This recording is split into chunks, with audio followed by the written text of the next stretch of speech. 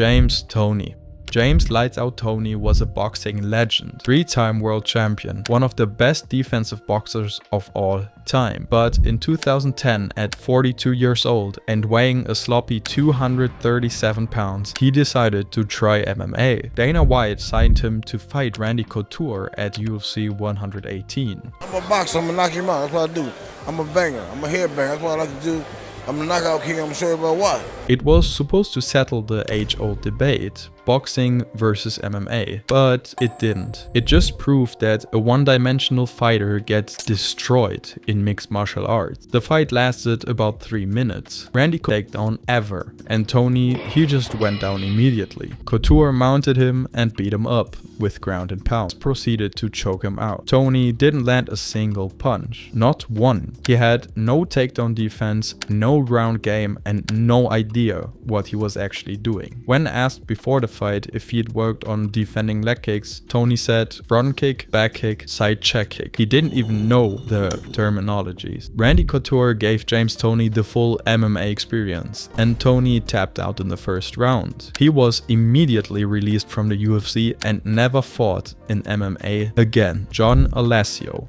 Alessio holds a record that will probably never be broken. 0 wins and 5 losses in the UFC. He is the only fighter in UFC history to fight 5 times and lose every single one. Now, to be fair, Alessio wasn't a terrible fighter. He had success in other organizations like Pride, Dream and Bellator. But in the UFC, he just couldn't get a win. His first UFC fight was a title shot against Pat Miletich for the welterweight championship in 2000. He lost by an armbar in the second round. Then he left the UFC, had some success elsewhere and came back for another shot. In 2007, he fought for the WEC welterweight title against Carlos Condit, lost by rear naked choke in the second round and came back to the UFC again. Then he lost to Diego Sanchez, Shane Roller and Thiago Alves. This man had 5 UFC fights and lost every single one. Reinhardt.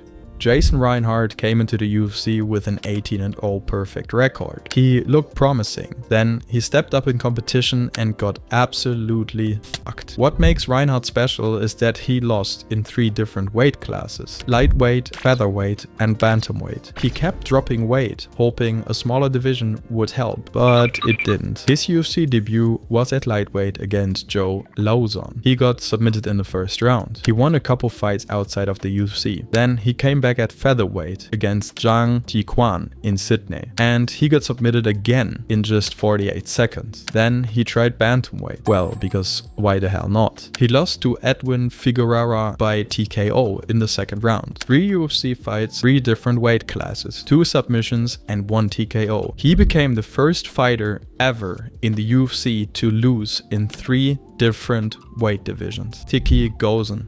Tiki Ghosn was Dana White's client before Dana became the UFC president. Uncle Dana managed him, and when Dana took over the UFC, Ghosn got outmatched. Ghosn went 0-4 in the UFC. He lost to Phil Baroni, Robbie Lawler, Diego Saraiva and Chris Light. He wasn't winning anywhere else either. He had a background in football and started MMA just as a joke, but he was never a UFC level fighter. The only reason Ghosn kept getting booked was because of his relationship with Uncle Dana. Otherwise, he would have been cut after his first loss. Instead, he got 4 chances, more than most people do, and he lost every single one. Art Jimmerson. Art Jimmerson is a symbol of the early UFC, when single discipline fighters got absolutely destroyed. Jimmerson was a professional boxer with a 29-5 record. At UFC 1 in 1993, he decided to fight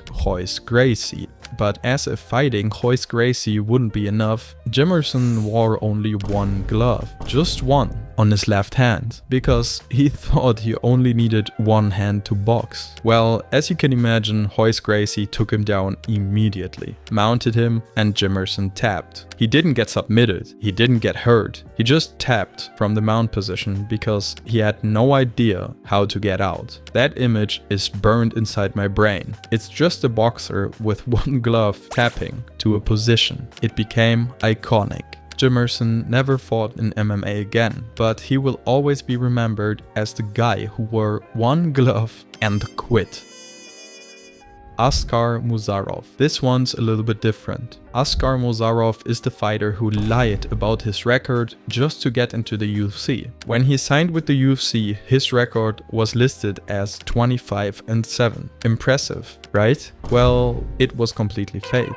Sherdog started investigating and found that 6 of those wins never even happened. The fights didn't exist. They also found 5 losses that he tried to scrub off his record. His record got changed to 21-12, then 19-12. Investigators found events where Mozharov claimed he fought, but there was no footage, no record, nothing. In one case, he was submitted in 80 seconds by a fighter named Fan Rong. Mozharov doctored the event flyer. He removed his name and replaced it with a fighter named Hassan Atagev. He literally photoshopped his losses out of existence. The UFC still let him fight at UFC Vegas 56. He faced Alonzo Manafield and got destroyed in 4 minutes and 40 seconds. Manafield flattened him with vicious elbows, and Mozharov was never seen in the UFC again. Cindy Dandois. Cindy Dandois became an internet meme for having the worst striking anyone had ever seen. She fought Alexis Davis at UFC Fight Night 108, and the moment she started throwing punches, the internet exploded. Her striking looked like she had never thrown a single punch in her life. Arms flailing, no technique,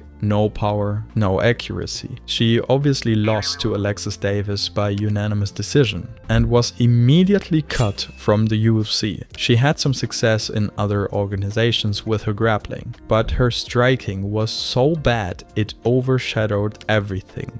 CM Punk. This is the one you've been waiting for. CM Punk is widely considered the worst fighter to have ever stepped into the UFC octagon, and it's for a good reason. Punk was a WWE superstar. He was one of the best pro wrestlers of all time. But professional wrestling is scripted, and newsflash, MMA is not. And Punk found out the hard way. In 2014, Dana White signed CM Punk to a multi-fight deal, despite him having exactly 0 professional fights, 0 amateur fights, and 0 grappling tournaments. He was 36 years old and had never competed in any combat sport, because wrestling isn't real. His debut came at UFC 203 against Mickey Gall. Gall was making his UFC debut too, and had an MMA record of 0-0 in the UFC. He was a nobody, and absolutely destroyed CM Punk in 2 minutes. He took him down immediately, mounted him, and submitted him with a choke. Punk looked completely